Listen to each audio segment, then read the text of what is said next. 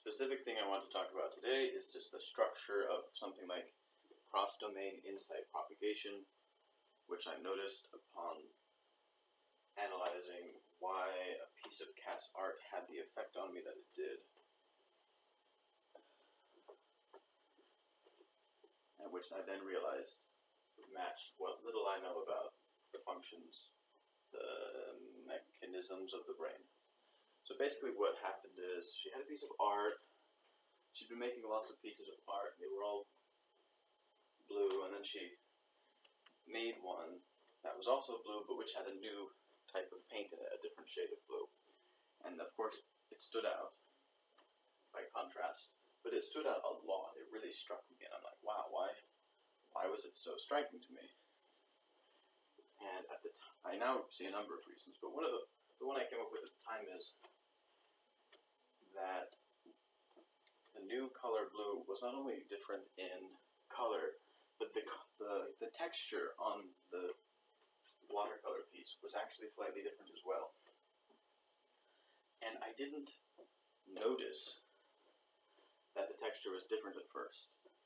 But my model, my senses, that the difference in texture still contributed to the size of my surprise at seeing the new blue color on the new piece.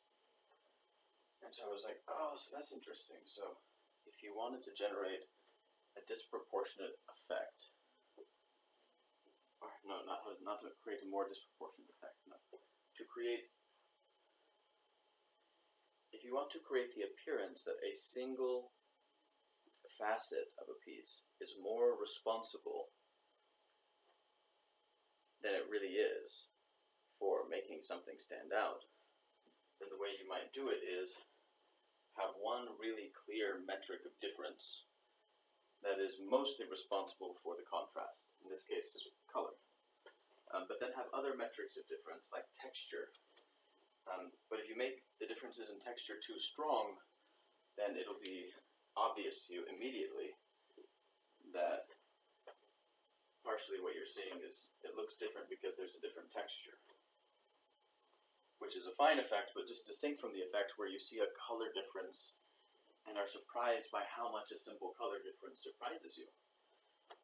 With the secret idea being secretly, it's not just the color that's surprising you. We managed to trick you into attributing to the color a certain amount of contrast, which was actually caused by a new difference in texture. And so I was like, oh, that's sort of a cool move. You could do that in art. And I thought, you could probably cross-domain apply that. And the first place I thought of where to apply it was in similar areas, like areas that are conceptually connected to watercolor really closely, like painting, or maybe wood carving, especially if you're carving images. And I thought, especially if you're carving 2D images. And I thought, if you tried it on these other things, and it didn't really work, if you tried this shape of an insight, right, so we abstract out from the painting the dry, raw, pure, abstract shape of the insight of working with multiple metrics and making it seem like one of those metrics is responsible for the full change, even though it's not. If it didn't do very well in, say, painting, it would probably just stay where it was, as a watercolor insight. But some watercolor insights are good enough, are deep enough, let's say, that they have cross-domain applicability. And so they might generate successes in, say, painting, wood carving, and so forth. And it's not a coincidence that you check the immediately adjacent spaces. That's on purpose, and it makes sense, because those are the spaces where you are most likely to find that trying to cross-domain your insights actually works. It's pretty unlikely that your watercolor insight needs to inform the strategy of a hostile takeover in business, It's somewhat more likely that it could be applicable in painting. In fact, our sense of which things are closer or farther together conceptually, which activities of humanity, art, what all falls under the umbrella of art, and why aren't we including certain other things there? Why does watercolor seem very different from banking and seem pretty different from improv comedy, but somewhat less different? And even less different from, say, stonework.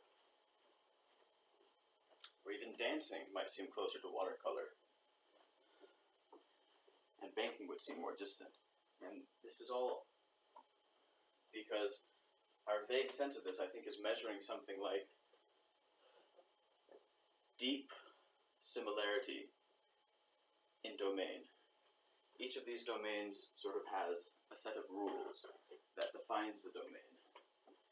And the rules can be more or less similar across games. And some games have pretty similar rules, and some games have quite different rules. So just what I'm saying about art, you could apply to, say, sports. You could say that basketball, being really good at basketball might correlate with being good at football, more so than being good at singles tennis, because singles tennis isn't cooperative, let's say. On the other hand, playing sports at all is more similar to... Well, anyway, let's skip that. The point is that there's this idea of conceptual adjacency that's valid, and one of the metrics of closeness here is similarity of the games, similarity of the rules that define the domain, that define the arena. And the more similar the rules of games are, the more likely it is that insights within one game will be applicable to the other. However, if you apply the watercolor insight and it does really well in, say, painting and stonework, you might take that as a promising enough sign to think that it's worth sharing at a more profound level. You might try to apply it to more distantly disparate games. So, you might go from watercolor to painting and stonework, and then you say, wow, that went so well. Let's see if it works in other creative artistic pursuits like dance and playing the violin. And if it doesn't work for those, that's sort of the end of the story, and it fizzles out. But if it works really well in those somewhat more disparate domains, we go, wow. And the combined yeses across this level of disparateness sort of collectively generates the oomph necessary to promote the insight up a level in the nested hierarchy and try it on still more disparate games. And in this process simply iterates, and with sufficiently deep insights, you can find, well, they would be cross-domain applicable to almost everything. There's the famous book Impro by Pete Johnstone, which touches on deep insights, so deep that even though the original domain is improv comedy, these insights are applicable in dancing and banking and combat and all kinds of things, basically everything, because it touches on something so deep that it's basically relevant to what it is to be a human or to be a social creature.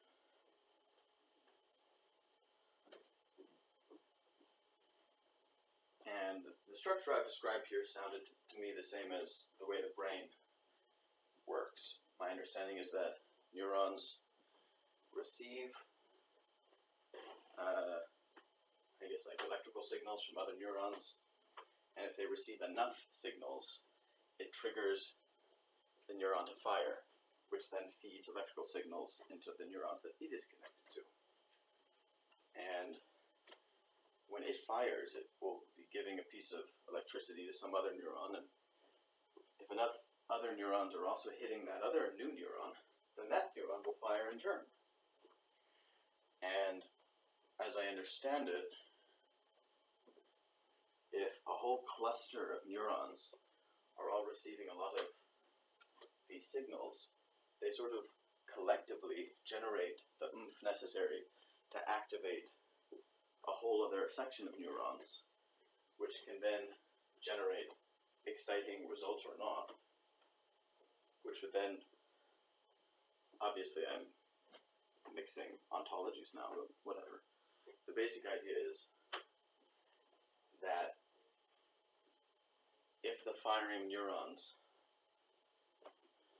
are trying out something that seems to work, then they seem to take what's working for them and bump it up in how broadly what they're doing gets sort of checked for functionality in neighboring areas. And if those neighboring areas are getting some sort of yes out of it, then they all end up firing as well. And then the collective structure of all of the neurons involved now firing generates once again this sort of promotion up the level of hierarchy to an even deeper experimentation. And this can iterate until you involve everything, I guess. So that's basically the idea. This is what I've got right now.